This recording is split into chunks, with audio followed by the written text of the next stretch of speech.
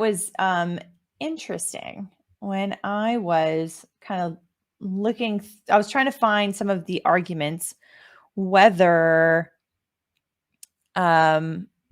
whether any of these arguments were made before. Like I said earlier, I was looking at the possibility of litigation privilege, which is basically where an attorney can make statements that otherwise could be totally defamatory if they are in direct connection with litigation that is ongoing, or that even is not necessarily ongoing, but is they're in preparation for it, and they have pretty good preparation for it. There's a reasonable certainty that it's going to happen. And it was interesting to me that was not an argument in this motion. That all of these statements, to me, when I first read them, was all of these are statements to the press having to do with this lawsuit that was happening in the UK. And and the reason why they're having to do with the lawsuit is because that lawsuit was about an article published in The Sun that referred to Johnny Depp as a quote unquote wife beater, that was a result of the it was a result of her claims, of Amber Heard's claims. So I want to do another video that is just kind of talking about some of the similarities and differences between that lawsuit and the one directly against Amber Heard. But there are a number of reasons why the lawsuit against The Sun can come to a completely different conclusion than the one against Amber Heard herself. But it's interesting to me that was, like I said, that was not an argument in here, that the statements that were made should be covered by the litigation privilege, I would think. Now I'm going to continue. I'm going to continue doing some research into the litigation privilege in Virginia specifically, because it could very well be that maybe there's just certain limitations on it. Number one, the statements were made at the time not in relation to this specific lawsuit, the one that is ongoing right now, but it was related to the prior lawsuit. So the court, I did read the court's opinion. I saw somebody earlier, I think, in the chat, mentioned something about how the court had kind of talked about this. And it's true that the court did refer to some of those statements in kind of that way, but it wasn't exactly clear to me that what they were talking about specifically was litigation privilege. Okay, this is from the opinion by the court, where they do refer to Mr. Depp's statements not being fair and accurate accounts. And I think that they don't exactly use the term litigation privilege, but I think that this is what they are talking about. And to respond to something in the chat, so talking to the press wouldn't necessarily be covered. It would actually. There is case law showing that there are other cases where statements made to the press were covered. It's just, it depends on. It seems like this court, I'm not exactly sure if I agree with the court on this one, but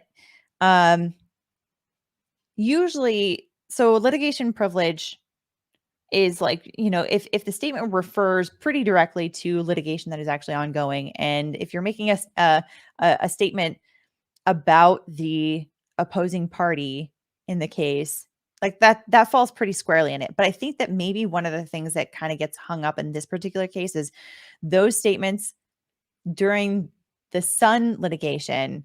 Amber Heard was not a party to the litigation at that time, although she was very much the subject of the litigation. So I haven't been able to find any case law talking about that kind of a situation where you have someone that is not a party but is a subject of the litigation, and where that falls.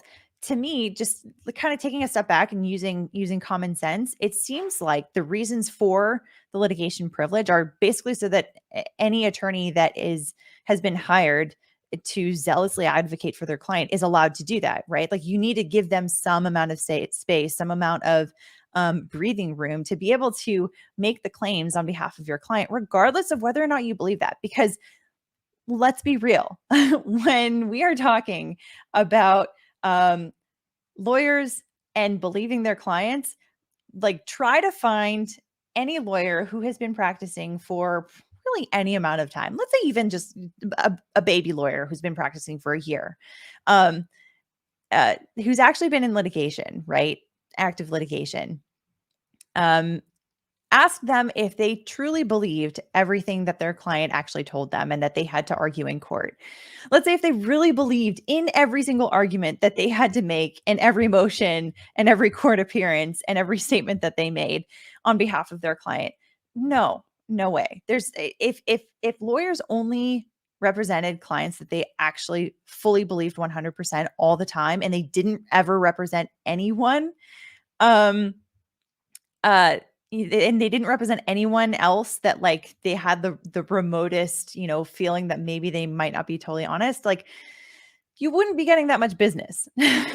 Right? So every lawyer needs a certain amount of space to be able to make the claims that they can make the arguments that they can make so that they can zealously advocate for their client regardless of whether or not, the arguments fall one way or another on their BS meter, right? Because everybody has one.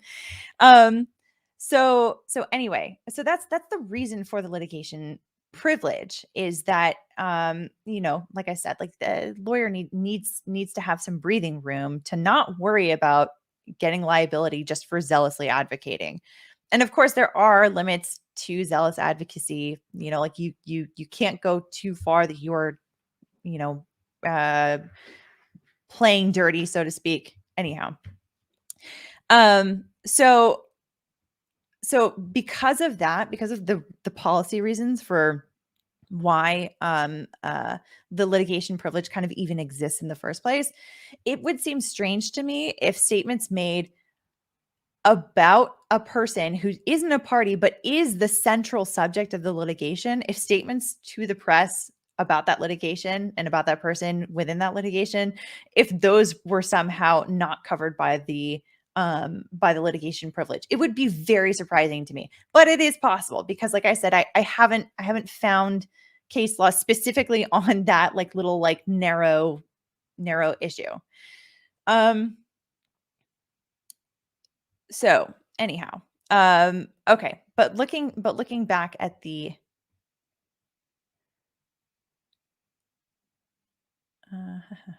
here.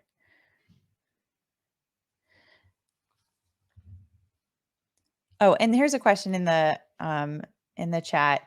How is there a limit of zealous advocacy? You're supposed to fight for your client's livelihood, right? So, I mean, yes, you are supposed to fight for your client so that I mean, you're supposed to fight as, like I said, as a zealous advocate, but there are limits in the way that you are not supposed to go so far that you start to play dirty, like as in you start to be dishonest, as in you start to play games that disadvantage the opposing side in an unfair kind of way. So, for example, withholding evidence that you are supposed to give over because they've requested it, like that would be an example that technically is very zealous advocacy, but can run into other professional responsibility rules and other, discovery rules and whatnot.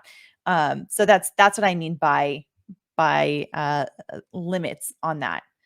Um, okay, so Mr. Depp's statements are not fair and accurate. So this is from the court's opinion um on the demur to Amber Heard's counterclaims. This is the opinion that basically cut down her allegations to just those three statements, F, G, and H, right? Okay, it says Mr. Depp argues that his statements are protected as fair and accurate accounts of his lawsuit.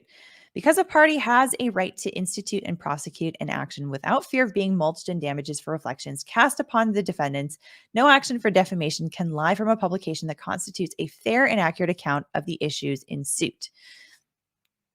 So that does sound a lot like the litigation privilege, even though they don't actually use the term for it. And then they cite to Bull v. Logetronics Inc., which is a Virginia case. Um, In Bull, the court considered a press release that stated 1, the plaintiff sued defendants for conspiracy to defraud. 2, plaintiff sued for royalty payments and damages in an amount over $1 million. $1 million. And 3, plaintiff was seeking punitive damages, alleging a conspiracy to circumvent the provisions of a contract relating to manufacture and sale of film processors under U.S. patents.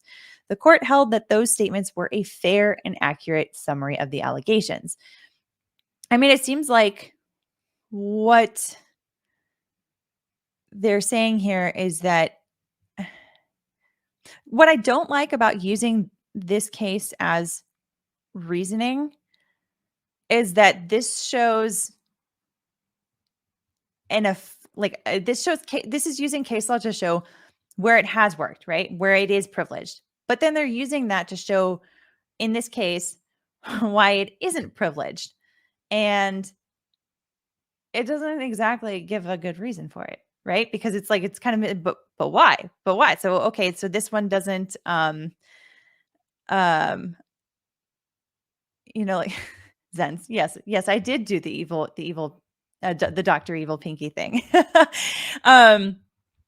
Okay, anyhow, but so this doesn't exactly give reasoning for why. And now I'll read the next paragraph. Here, Mr. Depp's statements are notably different than those in Bull. Although much of what Mr. Depp states is also contained in his complaint, the statements do not appear to have been made in the context of attempting to recount litigation. Instead, Mr. Depp makes factual assertions that do not fairly and accurately summarize the litigation that has taken place. Accordingly, his statements are not protected. So the statements here, I mean, and now I'm without going too deep into this opinion, but it's saying Mr. Depp's statements. It's not saying Mr. Waldman's statements, because this opinion here is it distinguishes between Johnny Depp and Adam Waldman and the statements that they made, because this one is looking at a ton of different statements that were all of the ones that were alleged in the counterclaims.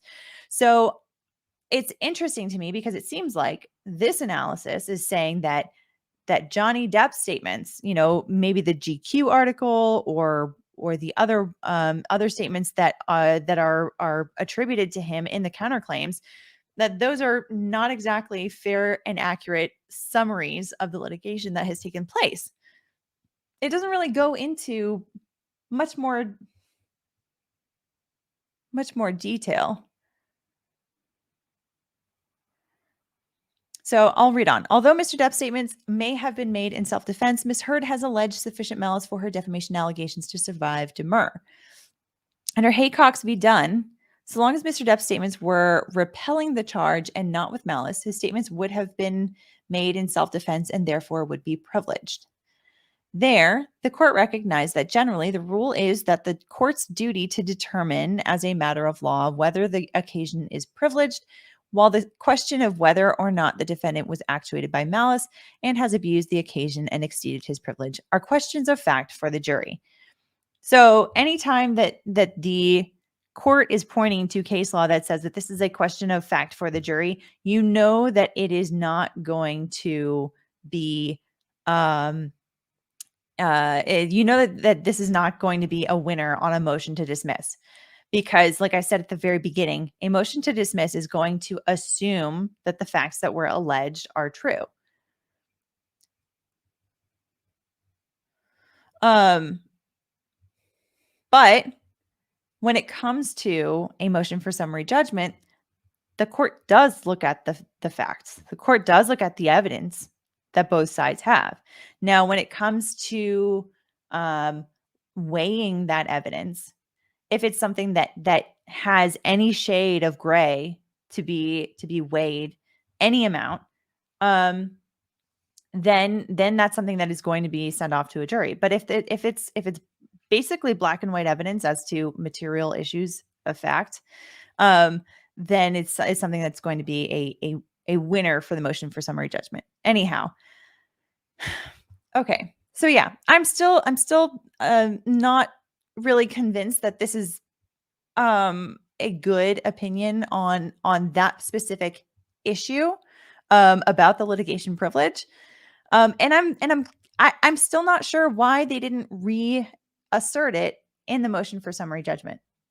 Because all of those statements were made by a lawyer who was acting in his scope of responsibility, scope of duties as a lawyer in the context of litigation. So anyhow, I'm probably going to think on this one a little bit further, and maybe I'll do a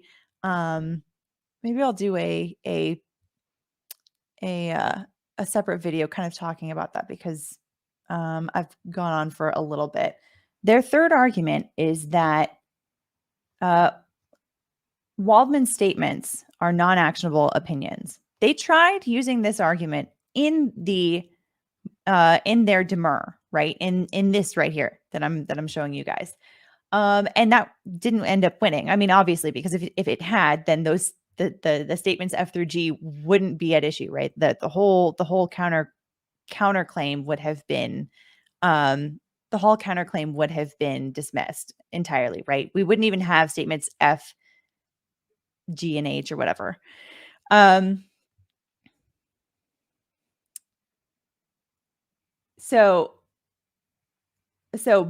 the court ended up saying that the argument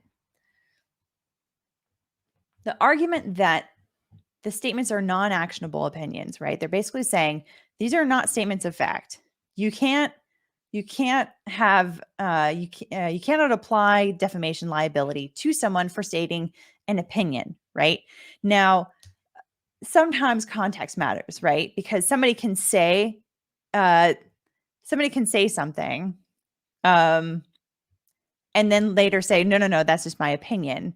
But if they say it in such a way that it sounds very definitive and it sounds very factual, and the context of what they're saying would lead a reasonable person to believe that what they are saying is more factual than opinion, then that's something that is a statement that is actionable.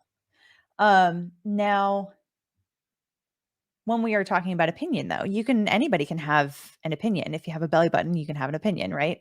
So what they're saying is all of the statements by Mr. Waldman were just his opinion that her claims are a hoax, his opinion that her claims, are not going to are going to be shown to be false, right? Because there's police reports, there's all kinds of stuff.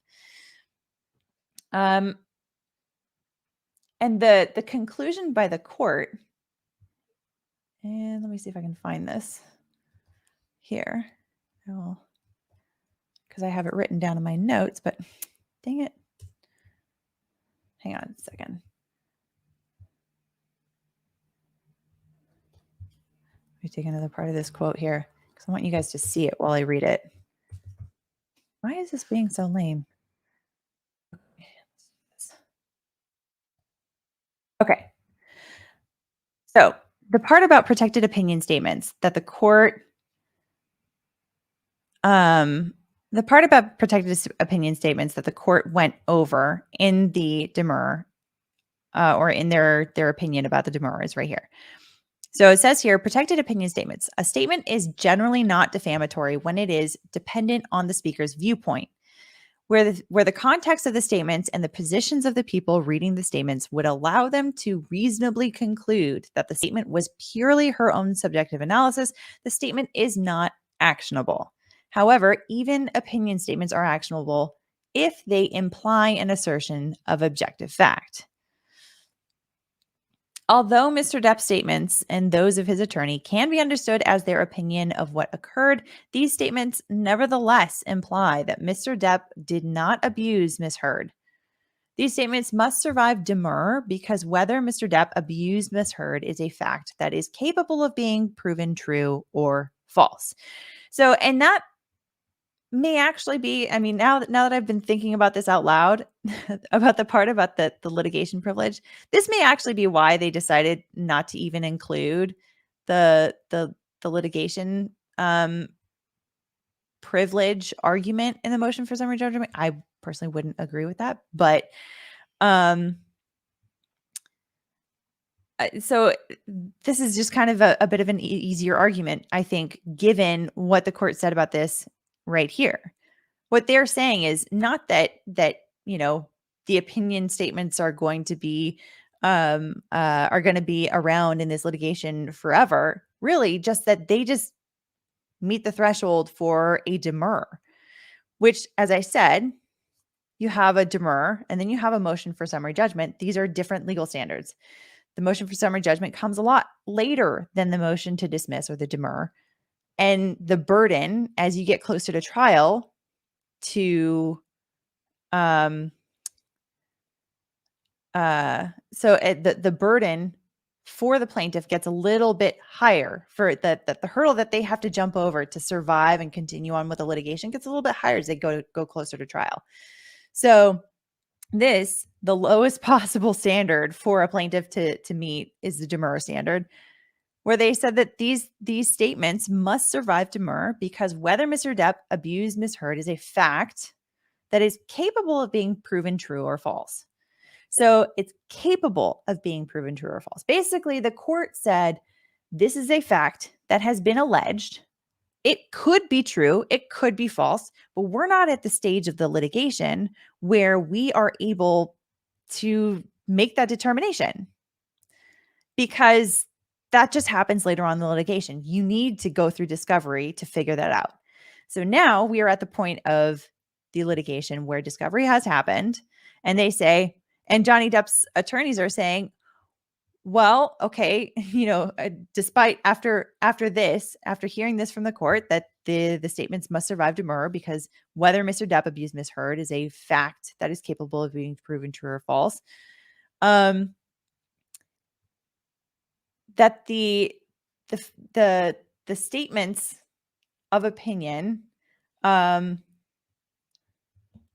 like if there is evidence or is no evidence, that's something that is, I guess, easier for the defendant to make go away because of the fact that there is allegedly, apparently, according to the motion for summary judgment, no evidence to support Amber Heard's claim on this. I don't know. Anyway, we'll see. We'll see how it goes. But the fact that it survived a motion to dismiss or a demur does not mean that these statements will survive the motion for summary judgment. I am very, very, very interested to see what Amber Heard's attorney's response will be to this motion for summary judgment, because I think that the arguments are pretty good, but this is one side. So I want to see, give them your best shot, right? And let's take a look and see if these last three statements can ultimately be dismissed or not. If they can, then that basically means that Amber Heard's counterclaims entirely go away. If she has no statements that are allegedly defamatory, then you have you definitely can't meet any of the elements of defamation. So in which case we would be back to kind of square one, where all we're talking about is the complaint that was filed by Johnny Depp.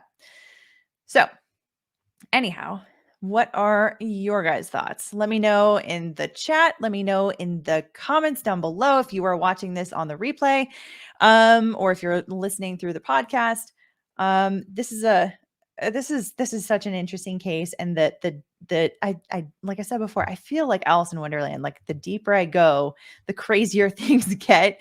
I'm just going down the rabbit hole, and I'm super, super interested. And like I said, also at the beginning, if cameras really will be allowed in the courtroom, I am going to be live streaming that trial on this channel, like the entire thing, morning till night, however long trial goes on for.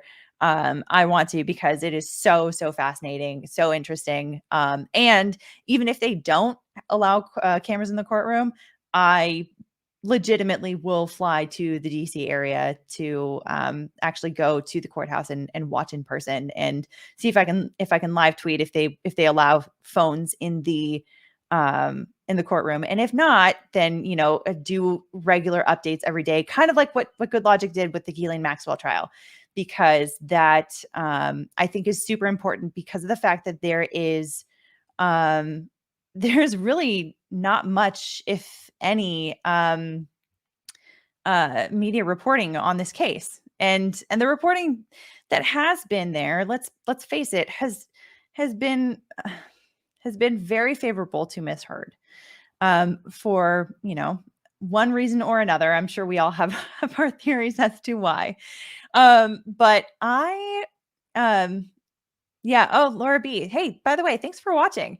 The real Laura B said the judge already ruled on one pool camera, no live tweeting allowed. Okay, so yeah, if there is a way that pool camera is able to get out, I mean, because sometimes courts will be funny.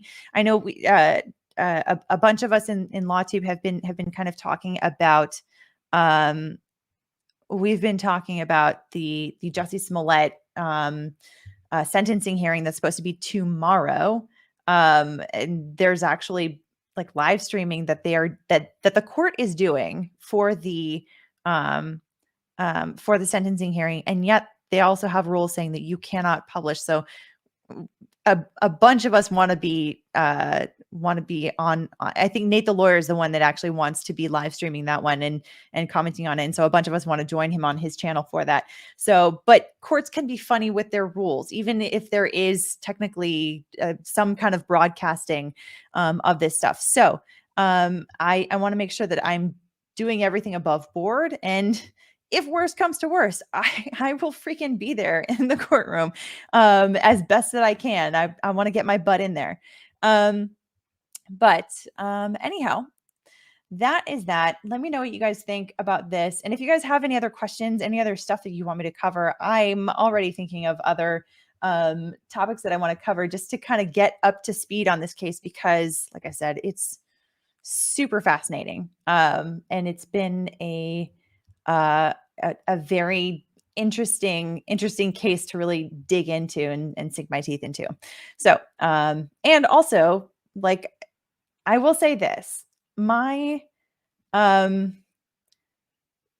impression of Johnny Depp over the years, I've always loved his movies. I've loved Pirates of the Caribbean. I've always loved Pirates of the Caribbean. I've always loved I feel like I watch more Johnny Depp movies than any other, movies or any other like actors movies in October, right? Because it's like he's got a lot of stuff with Tim Burton and whatnot. So I've always been a fan of his work. And I have also, like, growing up in Southern California, I had, one of my best friends worked at Disneyland. And so she had a lot of stories about that she knew of him being at Disneyland, and, just kind of like through that sort of Disney connection, like just stories that she knew about him. So all of it, obviously, that I know is hearsay, but I have heard many, many accounts of his generosity, both with his time and with his money. Like the guy would get dressed up as Captain Jack Sparrow, either while they were filming and go off set, or just like he had the costume and just would go on his own and like go to a kid's hospital to like cheer kids up. Like, this is the kind of stuff that I remember hearing about. So it made me really sad when I heard about this kind of stuff coming out, starting around 2016. I wasn't live streaming legal stuff on YouTube until like a couple years ago now. And so anyway, this hadn't really come across my radar to really dig in really deep. So anyhow, it made me really, really sad to hear that. And if in fact, like, the situation is not the way that the media has been portraying it, I mean, after the Kyle Rittenhouse trial situation played out very differently than what the media was saying, it doesn't exactly surprise me that the media is like that. But B, that's just tragic that the guy has been living through this for how many years, and especially over a marriage that only lasted like 15 months. It sucks. It sucks. It makes me really sad. So anyway, there's a lot of reasons why I am very, very drawn to this case. Anyhow, One last super chat. Britt Cormier, thank you so much. He says, media being silent about the crazy actions of a famous woman? Tell me it is not true. It would shatter my reality. I mean, it's media sometimes has been found to lie about men and women. Let's be real about that. I'm an equal opportunity person. So anyhow, with that, let me know if you guys have any other stuff that you want me to talk about. Like I said, I'm going to talk about some I've got some ideas already, but and also collabs with other people. I saw the real Laura B is in the chat. Thank you so much. I saw that umbrella guy was in the chat. That was awesome. Thanks so much for jumping in, and I would love to collaborate with you guys too, and really kind of get into the nuts and bolts and dig into this case super well. Anyhow, okay, that's all I've got. I'm rambling now. I'll talk to you guys in the next video.